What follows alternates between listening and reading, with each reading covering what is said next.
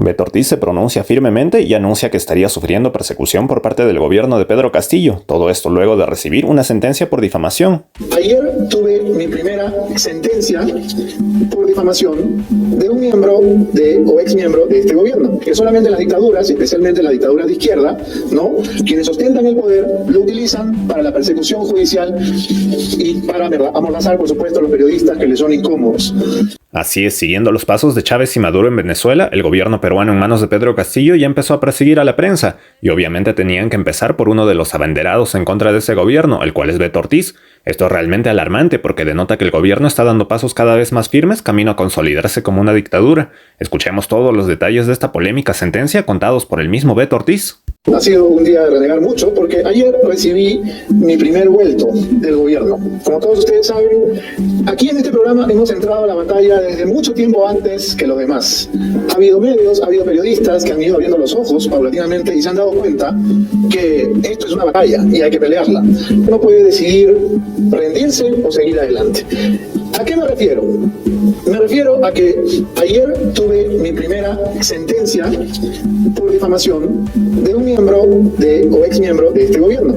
Y eso era algo que yo ya sabía que iba a venir porque esta situación ya la he vivido antes, en el año 2003, en el gobierno de Alejandro Toledo. Y hoy se repite igualita, exactamente igual. Esta sentencia, ¿no?, que me condena por haber cometido, según ellos, el delito de difamación agravada contra Pedro Castilla Torres. ¿Quién es Pedro Castilla Torres? El que fuera el viceministro de Promoción del Empleo, nada menos que de Iber Maraví. Iber Maraví. Yo creo que basta con mencionar ese nombre para saber que estamos hablando de graves problemas. Pues bien, la jueza Luisa Noriega Chu me ha condenado, ¿no es cierto?, como autor del delito de difamación agravada. Y esta sentencia de 27 páginas, ahí está la autora, un saludo para ella. Esta sentencia probablemente sea la primera de muchas otras que vendrán contra muchos otros periodistas y muchos otros medios, porque ahora sí ya vienen contra la prensa, esto ya es un ataque. Voy a referirme a la jueza Luisa Noriega Chu, que a lo largo de todo el proceso de muchas audiencias me pareció una jueza equilibrada, ¿no?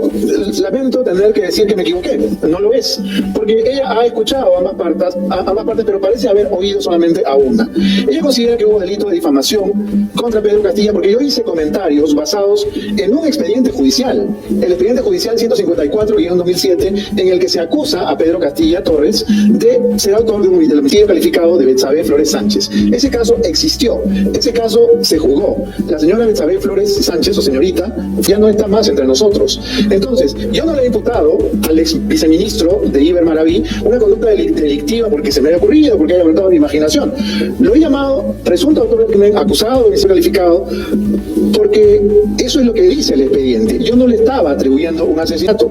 He planteado preguntas sobre ese juicio que se le siguió por homicidio calificado al ex viceministro de Iber Maraví. He preguntado, por ejemplo, por qué se archivó, por qué nunca se investigó, por qué el culpable nunca fue investigado, por qué nadie purgó prisión por este crimen, por qué el vocal Tony Changaray pidió en su voto singular 30 años de prisión para Pedro Castilla Torres, a quien ven en pantalla. Esas preguntas son legítimas. En una democracia, la prensa, los periodistas, tenemos derecho a preguntar. Pero al parecer la jueza Luisa Noriega Chu ha confundido acusaciones con preguntas que estaban basadas en documentos judiciales. Entonces, hay una clara diferencia entre acusar y preguntar, que de hecho una jueza supernumeraria como la doctora Noriega debería conocer. Dicho sea de paso, una jueza supernumeraria no es una jueza titular, no es una jueza de carrera, es una abogada a la que el presidente de la Corte puede llamar cuando no tiene personal, cuando no faltan jueces. No es una jueza que está en la banca esperando que la llamen. ¿No era legítimo preguntarse cómo se puede nombrar viceministro de Promoción del Empleo a una persona con semejantes antecedentes? Sí, claro que lo era, especialmente porque era el ministro más controvertido de todos los ministros controvertidos que ha tenido este régimen, quien convocaba a este personaje, ¿no? ¿Por qué estaba cuestionado Iber Maraví? Nada menos que por sus vínculos comprobados con la organización Sendero Luminoso, vínculos que son tan escandalosos que hasta el diario La República, que es un medio tan complaciente con el gobierno, lo puso en primera plana y lo denunció. Es difamatorio preguntarse de dónde saca el gobierno a estos personajes tan cuestionados, tan llenos de antecedentes penales para los cargos más importantes de la República. Bueno, hoy esa es una pregunta que se formula gran parte de la prensa y gran parte de la opinión pública. No hay ciudadano de pie que no lea noticias y diga por qué el presidente consigue a estas personas, de dónde las saca, ¿no? ¿Dónde hacen la selección? Y ante todo esto, cabría preguntarse, ¿por qué Pedro Castilla, el viceministro de Promoción del Empleo de Maraví, renunció? a los poquitos días de haber sido nombrado, luego de la denuncia del Veto a Saber. ¿Por qué renunció si era inocente? Es una pregunta que cabe preguntarse, ¿no? Una pregunta que cabe formularse, perdón. Y que no es difamatoria. Este programa, Veto a Saber, es un programa político y como tal evalúa, critica, opina sobre la conducta de los políticos y muy especialmente sobre la de los funcionarios públicos. En la democracia, los funcionarios públicos están sujetos al escrutinio permanente de la prensa. Y cuando uno acepta asumir un cargo público, acepta también someterse a la crítica severa y a veces pertinaz, a veces antipática, a veces feroz, incluso cruel de la prensa libre. Porque ese es el libre ejercicio de la libertad de expresión que la Constitución política del Perú garantiza, a menos que ya nos hayamos convertido en una dictadura, porque solamente las dictaduras, especialmente las dictaduras de izquierda, ¿no?, quienes ostentan el poder, lo utilizan para la persecución judicial y para amordazar, por supuesto, a los periodistas que les son incómodos. La sentencia que les he mostrado, estas 24 o 27 páginas, considera que el honor, el buen nombre y la reputación del señor Pedro Castilla Torres han sido afectados por mis comentarios. Oiga, lo que afecta el honor, el buen nombre y la reputación del señor Pedro Castilla no son mis comentarios, son sus actos, son sus acciones, es su conducta. Por ejemplo, ser acusado del homicidio de su expareja sentimental, que es un dato que además no consignó en su hoja de vida, o el haber defendido como abogado a Jorge Joaquín Allende La Fuente, alias Fontanero, cabecilla de una banda de narcotráfico del Braem. Esas son las acciones que afectan su imagen personal. Esta sentencia, y véanla bien, porque yo creo que va a ser el inicio de muchas más, contra mí quizás, contra otros periodistas también y contra otros medios, esta sentencia es solo el inicio, es solo uno de los muchos ataques que de diferentes sectores del gobierno se han comenzado a dirigir contra la prensa desde hace ya bastante tiempo. Ataques que comenzaron desde la campaña electoral. Y yo le voy a pedir que hagan memoria, porque en julio del año pasado, cuando todavía Pedro Castillo no había asumido como presidente de la República, envió una carta a este canal. Y los ataques comenzaron allí. ¿Quién firma esta carta? Pedro Castillo Terrones. ¿Dónde se domicilia? Esto es lo más interesante. En la tristemente célebre Zarratea 179 Breña. ¿Quién firma a su costado? Julián Palacín Fernández. ¿A quién le mandan esta carta? A Eduardo González Chávez, ministro de Transportes y Comunicaciones de Sagasti. ¿Ah? Estamos hablando de julio, esto es el 8 de julio, o el 9 de julio del 2021. ¿Ok? O sea, todavía 20 días antes de haber asumido la presidencia. Asunto: violación del Código de Ética de Willax en la prestación de los servicios de radiodifusión. Díganme ustedes si un presidente electo de la República, todavía no asumido, y su abogado, Julián Palacín, podían quejarse ante un ministro de Transportes y Comunicaciones por la violación del Código de Ética de Willax. El Código de Ética de Willax es un documento interno que no debería preocupar a quien en unos días va a asumir la presidencia de la República. Pero el tener de la carta básicamente lo que decía era que le dijo usted para responsabilizarlo por la violación de Agencia Perú Producciones Willax de la resolución ministerial número tal en el artículo tal cometida en mi agravio, o sea, en el agravio de Pedro Castillo, el que hoy es presidente, y en el de la sociedad, ¿no?, por Willax y el periodista Humberto Ortiz Pajuelo y otros en relación a los derechos humanos fundamentales, bla, bla, bla, los códigos, no sé qué, no sé cuántos, ¿no? Y luego, en el último párrafo, dice: luego de la investigación y de encontrarse responsabilidad administrativa, se tendrán que imponer las multas y el procurador público estará en la obligación de interponer las denuncias penales y civiles contra los autores intelectuales y medidas cautelares que corresponden por la violación de las normas jurídicas vigentes en mi agravio. Porque en otras palabras, lo que estaba diciéndole al ministro es: suspéndanle la licencia, quítenle a Erasmo Wong el canal, porque no me gusta lo que dicen en sus programas. Quítenle el programa a ese Humberto Ortiz Pajuelo, que no me gustan sus opiniones, no me gustan los informes, no me gustan las cosas que dice. Y eso lo estaba pidiendo ya desde antes de ser presidente, al ministro de Transportes y Comunicaciones de la anterior administración, con su abogado, que es el señor que aparece en la pantalla. Entonces, esta no es una sentencia que me sorprenda, esta no es una sentencia que sea, digamos, novedad para nosotros.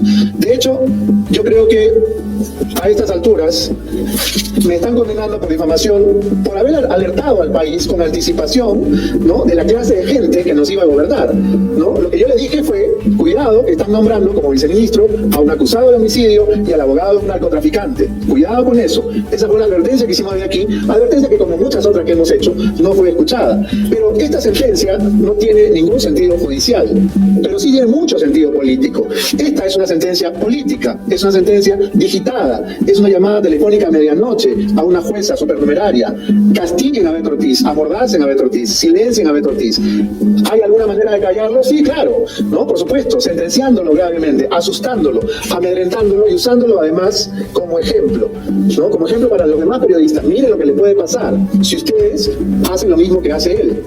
Es decir, denunciar todos los actos ilegales que comete este gobierno. Entonces queda claro que para el gobierno de Pedro Castillo yo soy una especie de cabeza de turco, ¿no? La cabeza que hay que poner en un palo, en lo más alto de un mástil en la Plaza de Armas de Lima, para que todos los periodistas tengan miedo y se asusten y miren y digan bien lo que les pasa a los que cuestionan al gobierno de Pedro Castillo, ¿no? Esta entonces es una sentencia por encargo político. Esta no es una sentencia judicial. ¿Por qué he hecho toda esta larga explicación? Porque, como ya dije al inicio, esto no es un juego, esto es algo en lo que uno se puede jugar el pellejo y uno decide hasta dónde está dispuesto a hacerlo. Si uno se asusta o no se asusta, si se deja amedrentar o no se deja, si este tipo de maniobras políticas nos van a callar o no. En el momento en que eso suceda, yo seré el primero en decírselos a ustedes, porque a ustedes me debo, al público. Y entonces cuando ese momento haya llegado, le diré, me rindo, ya no juego, ya no puedo más, esto no tiene sentido. No crean que no lo he sentido varias veces, sobre todo cuando he visto la votación de la vacancia, ¿no? Sobre todo cuando he visto cómo con un partido de fútbol ustedes se olvidan de todo y vuelven a vivir en Disneylandia. No crean que no lo he pensado. Pero por ahora no me rindo, por ahora seguimos adelante. Así que eso es lo que quería decirles sobre la sentencia, que muchos de mis detractores están celebrando en redes sociales. Ya les conté la historia completa y seguramente vendrán más denuncias, y no solamente contra mí, sino contra otros periodistas de este canal y de otros canales. Un saludo nuevamente para la jueza Noriega Chu. Yo lamento que haya sido seguramente presionada, ¿no? Porque su actuar, su conducta a lo largo del proceso me pareció impecable y me pareció, me equivoco, que era una jueza objetiva y equilibrada. Su sentencia no lo es. Su sentencia es una especie de encargo político que ella ha tenido que cumplir, seguramente por mantener la chamba. Y bueno, nosotros, por supuesto, la hemos apelado y vamos a tenerlos al tanto de lo que ocurra. Lo que más sorprende de esta sentencia es la velocidad con la que ha salido, ya que como sabemos normalmente los juicios duran años, pero en este caso todo ha sido súper rápido. Ojalá que el Poder Judicial siempre fuera así de eficiente. Qué lástima que solo cuando le conviene al gobierno los jueces actúen. Y aunque esta solo ha sido una sentencia de primera instancia, es preocupante porque denota que el gobierno ya empezó a perseguir a la prensa, cosa que no podemos permitir. ¿Y ustedes qué piensan de todo esto? ¿Creen que esta sentencia ha sido justa? ¿Y qué opinan de todo lo que dijo Beto? Los estaré leyendo en los comentarios. Y si les gustó el video, por favor suscríbanse a este canal y activen la campana de notificaciones. Muchas gracias de antemano. Ahora sí me despido y hasta la próxima.